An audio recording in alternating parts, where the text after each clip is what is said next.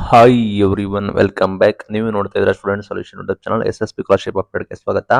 Last date ಎಕ್ಸ್ಟೆಂಡೇಷನ್ ಆಗುತ್ತಾ, ಸಾಕಷ್ಟು ಜನಕ್ಕೆ ಅಪ್ಲಿಕೇಶನ್ ಬಂದ್ಬಿಟ್ಟು ಕರೆಕ್ಟಾಗಿ ಹಾಕೋಕ್ಕಾಗ್ತಿಲ್ಲ. ಅವರು ಏನು ಮಾಡಬೇಕು ಸಂಪೂರ್ಣ ಮಾಹಿತಿಯನ್ನು ತಿಳಿಸ್ಕೊಡ್ತೀನಿ. ಚಾನಲ್ಗೆ ಸಬ್ಸ್ಕ್ರೈಬ್ ಆಗಿ, ವಿಡಿಯೋ ಇಷ್ಟ ಆದರೆ ಲೈಕ್ನ ಮಾಡಿ. ಇಲ್ಲಿ ಮೇನ್ ಥಿಂಗು ಲಾಸ್ಟ್ ಡೇಟ್ ನೋಡೋದಾದ್ರೆ ಇಲ್ಲಿ ಹಿಂದುಳಿದ ವರ್ಗದ ಇಲಾಖೆ OBC ಅವರಿಗೆ ಈ ತಿಂಗಳು 31st ಲಾಸ್ಟ್ ಡೇಟ್ ಕೂಡ ಇದೆ. ಬೇರೆ ವಿದ್ಯಾರ್ಥಿಗಳಿಗೆ ನೆಕ್ಸ್ಟ್ ಮಂತ್ ಲಾಸ್ಟ್ ಮಂತ್ ವರೆಗೂ ಕೂಡ ಟೈಮ್ ಇದೆ. ಸಮಾಜ ಕಲ್ಯಾಣ ಇಲಾಖೆಗೆ ಮೈನಾರಿಟಿ ಅವರಿಗೆ ಕೂಡ ಮುಂದಿನ ತಿಂಗಳವರೆಗೂ ಕೂಡ ಟೈಮ್ ಇದೆ. ಇಲ್ಲಿ ಲಾಸ್ಟ್ ಡೇಟ್ ಎಕ್ಸ್ಟೆನ್ಷನ್ ಆಗುತ್ತಾ ಅಂದ್ರೆ ಇಲ್ಲಿ 90% chances are there. Last date extend ಮಾಡೋದಕ್ಕೆ 90% ಚಾನ್ಸಸ್ ಆರ್ ಇದೆ. ಬಿಕಾಸ್ ಯಾಕೆ ಅಂದ್ರೆ ಸಾಕಷ್ಟು ವಿದ್ಯಾರ್ಥಿಗಳು ಅಪ್ಲಿಕೇಶನ್ ಹಾಕಿಲ್ಲ. ಮೇನ್ ಥಿಂಗ್ ಹೊಸ ವಿದ್ಯಾರ್ಥಿಗಳಿಗೆ ಅವರಿಗೆ ಬೇರೆ ಆಪ್ಷನ್ಸ್ ಇಲ್ಲ, ಟೈಮ್ ಕೊಡಲೇಬೇಕಾಗುತ್ತೆ. ಸಾಕಷ್ಟು ಹೊಸ ವಿದ್ಯಾರ್ಥಿಗಳಿಗೆ ಅಪ್ಲಿಕೇಶನ್ಸ್ ಹಾಕಿಲ್ಲ. ಆ ನಿಟ್ಟಿನಲ್ಲಿ ಎಕ್ಸ್ಟೆನ್ಷನ್ ಕೂಡ ಮಾಡ್ತಾರೆ. ವೆಯ್ಟ್ ಮಾಡಿ, ನಾವು ಅಪ್ಡೇಟ್ ಮಾಡ್ತೀವಿ. ಇಲ್ಲಿ ಮೇನ್ ಥಿಂಗ್ ಯಾರೆಲ್ಲ ಹೊಸಬರು ಬಿಟ್ಟು ಯಾರೆಲ್ಲ ಹಳುಬ್ರು ಇದ್ದೀರಾ, second year, third year degree ಅಥವಾ ಫೈನಲ್ ಇಯರ್ ಓದ್ತಾ ಇದ್ದಾರೆ, ಅವರು ದಯವಿಟ್ಟು ಬೇಗ ಅಪ್ಲಿಕೇಶನ್ ಹಾಕಿ. ಬಿಕಾಸ್ ಏನ್ ಮಾಡ್ತಾರೆ ಅಂದ್ರೆ ಟೈಮ್ಸ್ ಏನಾಗುತ್ತೆ ಅಂದ್ರೆ ಈ ಪ್ರಾಬಬಲಿ ಟಿಲ್ ನಿಮಗೆ ಡಿಸೆಂಬರ್ವರೆಗೂ ಕೊಡ್ಬೋದು, ಲೈಕ್ ಎಕ್ಸ್ಟೆಂಡ್ ಮಾಡ್ಬೋದು. ಬಟ್ ಏನಾಗುತ್ತೆ ಅಂದ್ರೆ ನೆಕ್ಸ್ಟ್ ಏನ್ ಮಾಡ್ತಾರೆ ಅಂದ್ರೆ ಹೊಸಬರಿಗೆ ಮಾತ್ರ, ಯಾರು ಫ್ರೆಶ್ ಅಪ್ಲಿಕೆಂಟ್ ಇರ್ತಾರೆ ಅಥವಾ ನ್ಯೂ ಅಪ್ಲಿಕೆಂಟ್ ಇರ್ತಾರೆ, ಅವ್ರಿಗೆ ಮಾತ್ರ ನಾವು ಅಪ್ಲಿಕೇಶನ್ ಹಾಕೋದಕ್ಕೆ ಟೈಮ್ ಕೊಡ್ತೀವಿ ಅಂತೇಳಿ ಘೋಷಣೆ ಮಾಡ್ತಾರೆ. ಬಟ್ ಬಿಕಾಸ್ ಯಾಕೆ ಅಂದ್ರೆ ಲಾಸ್ಟ್ ಇಯರ್ ಅದೇ ರೀತಿ ಕೂಡ ಮಾಡಿದ್ರು.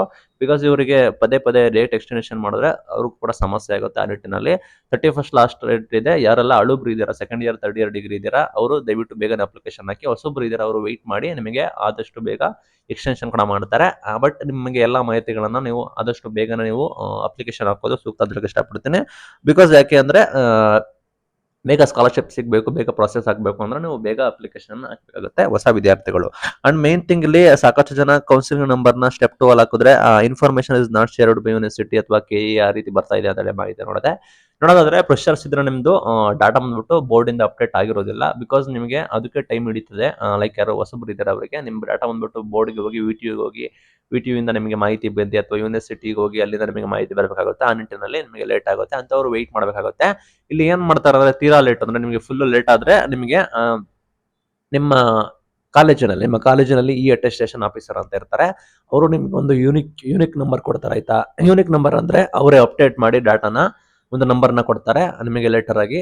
ಇನ್ ಕೇಸ್ ಇದೇ ಯೂನಿವರ್ಸಿಟಿ ನಂಬರ್ ಡಿಲೇ ಆದ್ರೆ ನಿಮಗೆ ಒಂದು ನಂಬರ್ ಕೊಡ್ತಾರೆ. ಆ ನಂಬರ್ನ ಎಂಟ್ರಿ ಮಾಡಿದ ತಕ್ಷಣ ನಿಮಗೆ ನಿಮ್ಮ ಡಾಟಾ ಬಂದ್ಬಿಟ್ಟು ಶೋ ಆಗುತ್ತೆ, ಲೈಕ್ ನಿಮ್ಮ ನೇಮು ಎಲ್ಲ ಶೋ ಆಗುತ್ತೆ. ಆ ರೀತಿ ಕೂಡ ಮಾಡ್ತಾರೆ. ಇದು ಬಂದ್ಬಿಟ್ಟು ನಾವಿದ್ದಾಗ at a time of studying ಮಾಡ್ತಾ ಇದ್ರು, ಆಯ್ತಾ.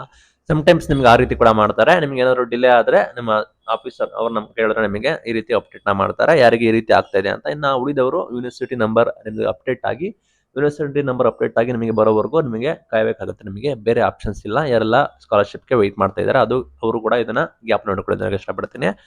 ಇದು ಇವತ್ತಿನ scholarship update. Thank you for watching till. Thank you.